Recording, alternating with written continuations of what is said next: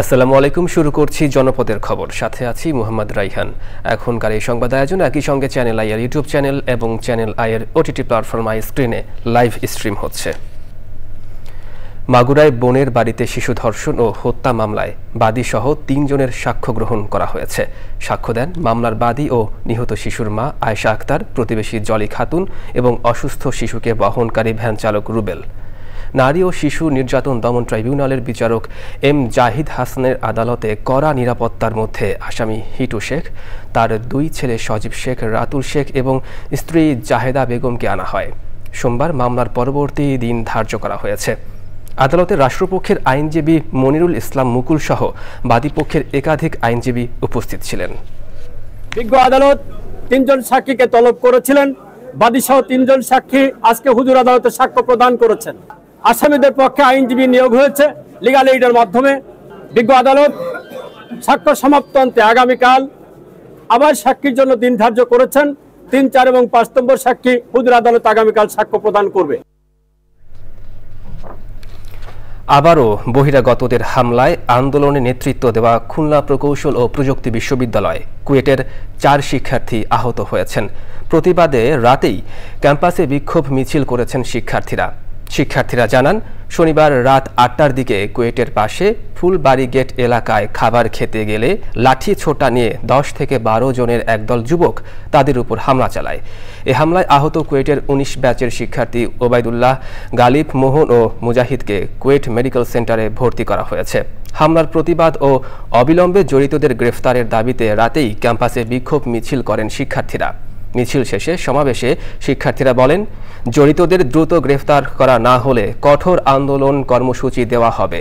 খান জাহান আলী থানার ওসি জানিয়েছেন, দুর্বৃত্তদের গ্রেফতারের চেষ্টা চলছে।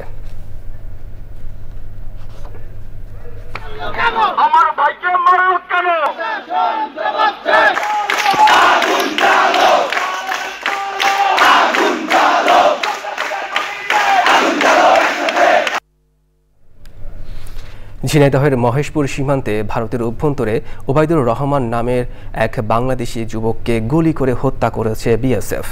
ভারতের ২৪ পরগনা জেলার মধুপুর থেকে মৃতদেহটি উদ্ধার করে ভারতের পুলিশ।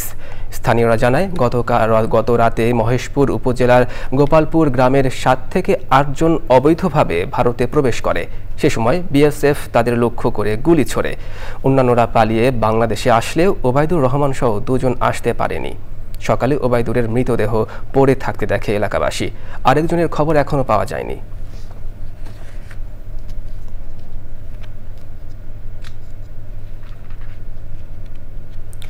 সাভারে জমি নিয়ে বিরোধের জেরে দোকানে হামলা চালিয়ে ভাঙচুর করেছে দুর্বৃত্তরা। উপজেলার উত্তর কাউন্দিয়া এলাকায় এ ঘটনা ঘটে। পুলিশ ঘটনাস্থল পরিদর্শন করেছে। প্রত্যক্ষদর্শীরা জানায়, ওই এলাকায় ১২ জন ব্যক্তি নিজেদের জমিতে ১৮ বছর ধরে কয়েকটি দোকান বসিয়ে ভাড়া দিয়ে আসছিল। পরে কতিপয় ব্যক্তি জমি নিজেদের দাবি করে দোকান ভেঙে মালামাল ফেলে দেয়। এ সময় ট্রাক দিয়ে একটি দোকানের উপর মাটি ফেলায় সেই দোকানের ১৫ বছরের কর্মচারী বিদ্যুৎপৃষ্ট হয়ে আহত হন। পরে তাকে উদ্ধার করে চিকিৎসার জন্য হাসপাতালে ভর্তি করা হয়। এ বিষয়ে আমিনবাজার পুলিশ ফাঁড়ির ইনচার্জ ফয়সাল আহমেদ জানিয়েছেন, ঘটনাস্থল পরিদর্শন করা হয়েছে। অভিযোগ পেলে তদন্ত করে ব্যবস্থা নেওয়া হবে।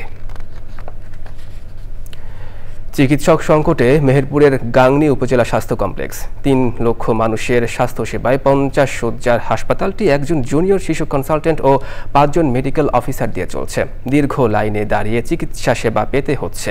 সুস্থ হতে এসে বেড়ে যাচ্ছে অসুস্থতা। মেহেরপুর থেকে গোলাম মোস্তফার রিপোর্ট। গাংনী উপজেলার স্বাস্থ্য কমপ্লেক্স এ এলাকার ৩ লাখ মানুষের উন্নত চিকিৎসার জন্য একমাত্র হাসপাতাল এটি। ২০১৮ সালে হাসপাতালটিতে আধুনিক ভবন ও অপারেশন থিয়েটার নির্মাণ করা হয়। বর্তমানে ভবন আছে, অপারেশন থিয়েটার আছে, যন্ত্রপাতিও আছে, তবে নেই প্রয়োজনীয় চিকিৎসক। আমার ছেলে যে কালকে থেকে ভর্তি হয়েছে, এখন পর্যন্ত আমি সেইভাবে ডাক্তারের কোনো খোঁজ পাচ্ছি না। মেন কথা, হসপিটালে ডাক্তার সেইভাবে নাই। বাচ্চার মুখে ঘা হয়েছে, বাচ্চা নিয়ে মা তো বসতে পারছে না, মা ওইদিকে আছে, সেজন্য আমি দাঁড়িয়ে ছিলাম। হাসপাতালে চিকিৎসা নিতে গিয়ে ঘন্টার পর ঘন্টা দাঁড়িয়ে থাকতে থাকতে রোগীরা অসুস্থ হয়ে যাচ্ছেন। আমরা এসে সকাল 10টার সময় এসে লাইনে দাঁড়িয়েছি, ডাক্তার ঘর খুলে চলে গেল, বললো 12টার পরে আমরা আসবো। আমি 3 ঘন্টা যাবত বাচ্চা নিয়ে আসছি, ডাক্তারও নাই এখানে, আর অনেক লোকজন যেহেতু তার দাঁড়িয়ে আছে ভিড় করছে ডাক্তারের অপেক্ষায়। আমি সকাল 9টার দিকে আমার বাচ্চাকে এখানে নিয়ে এসেছি, হালকা ঠান্ডা লেগেছে এই জন্য নিয়ে এসেছি। আমার বাচ্চা এখানে এসে আরো বেশি অসুস্থ হয়ে যাচ্ছে। চিকিৎসক সংকটের কারণে সেবা দিতে কষ্ট হচ্ছে। নতুন কোনো নিয়োগ বা পদায়ন হলে হয়তো এ কষ্ট আর থাকবে না বলছেন সংশ্লিষ্টরা। অনেক ডাক্তার যেগুলো ডেপুটেশনে চলে গেছে, যারা হলো কোর্সে চলে গেছে, যার কারণে আমার এখানে মেডিকেল অফিসারের সংখ্যা কম, যার কারণে আমাকেই মোটামুটি পুরোটাই কাভার দিতে হয় বা আমি দেওয়ার চেষ্টা করি। শুধু যে বাচ্চা আসতেছে তা কিন্তু না, এখানে ইমার্জেন্সি সামলাতে হচ্ছে, আউটডোর সামলাতে হচ্ছে, একজনকে হয়তো 2টা কাজও করতে হতে পারে। মেহেরপুর থেকে গোলাম মোস্তফা, চ্যানেল আই। এবারে সারা দেশের খবরাখবর নিয়ে প্রতিনিধিদের পাঠানো তথ্য ভিডিওচিত্রে আল মুকসিদের রিপোর্ট।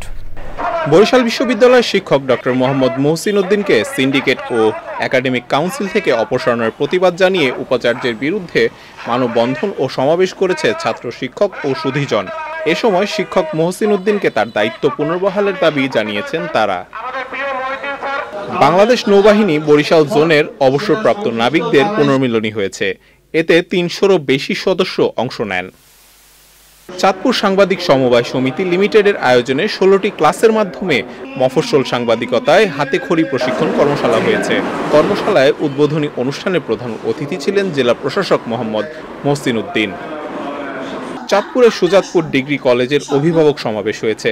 কলেজ অধ্যক্ষ মোহাম্মদ মাসুদ পারভেজের সভাপতিত্বে সমাবেশে প্রধান অতিথি ছিলেন জাহাঙ্গীরনগর বিশ্ববিদ্যালয়ের আইআইটি বিভাগের প্রধান প্রফেসর ডক্টর মেজবাউদ্দিন সরকার। মানিকগঞ্জ সদর উপজেলার কুয়েশচর খেয়াঘাটে সেতু নির্মাণের দাবিতে মানববন্ধন করেছে শিক্ষক, শিক্ষার্থী ও এলাকাবাসী।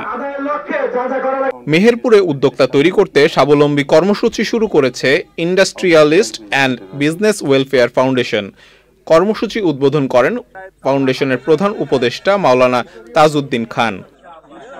নাটোর শহরের বড় হরিশপুর বাস টার্মিনালের রাজকীয় পরিবহনের কাউন্টারে হামলার অভিযোগে পাল্টাপাল্টি সমাবেশ ও মানববন্ধন করেছে 2টি বাস মালিকের শ্রমিকেরা। ব্রিটিশ বিরোধী আন্দোলনে সৈনিক বিপ্লবী রবি নিয়োগীর 115তম জন্মবার্ষিকী উদযাপন উপলক্ষে শেরপুরে শিশুদের চিত্রাঙ্কন প্রতিযোগিতা হয়েছে। শহরে বিভিন্ন শিক্ষা প্রতিষ্ঠানের শতাধিক শিক্ষার্থী 4টি গ্রুপে প্রতিযোগিতায় অংশগ্রহণ করেন। আল মুকসিদ, চ্যানেল আই। বিদেশে উচ্চশিক্ষা গ্রহণে ইচ্ছুক বাংলাদেশি শিক্ষার্থীদের জন্য আন্তর্জাতিক শিক্ষা মেলা হচ্ছে সিলেটে।